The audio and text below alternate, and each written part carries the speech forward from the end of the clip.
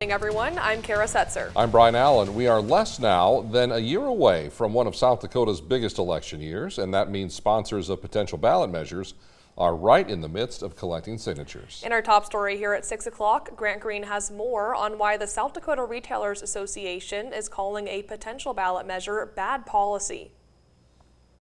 Executive Director Nathan Sanderson says Rick Weiland's proposed measure is tying the hands of the legislature to be able to make proper administrative changes. And so having a constitutional amendment, which means that it can only be changed by a vote of the people every 2 years. Having that constitutional amendment say we can't change a statute for 7 years is a really, really bad idea. If approved, Weiland's measure would allow the legislature to avoid the 7-year limit if a 3/4 vote is achieved in both chambers. And then the change would have to get approved by the people at the next general election.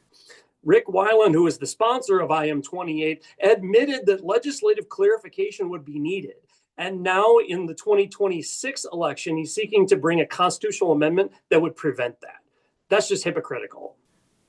In the 2025 legislative session, the legislature approved of ballot measures requiring a higher threshold to pass a constitutional amendment and another to change the state's requirement to provide expanded Medicaid. Lawmakers also passed a bill which shortened the deadline to submit signatures. The legislature and the political establishment in here are going out of their way to stop the voters from using direct democracy in the initiative process to pass public policy and change the Constitution. Weiland says the high threshold is set for a reason.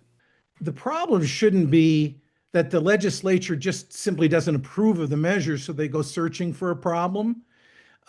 It should be something technical, something that a word or two could have been used more appropriately. And, that's what it's there for. Weiland's organization, Dakotans for Health, is currently in the midst of a lawsuit regarding the deadline to submit signatures. As of now, the deadline has been moved up from May to February. However, recently a district court sided with the organization, and now the bill is being reviewed by the 8th Circuit Court. In Pierre, Grant Green, Dakota News Now.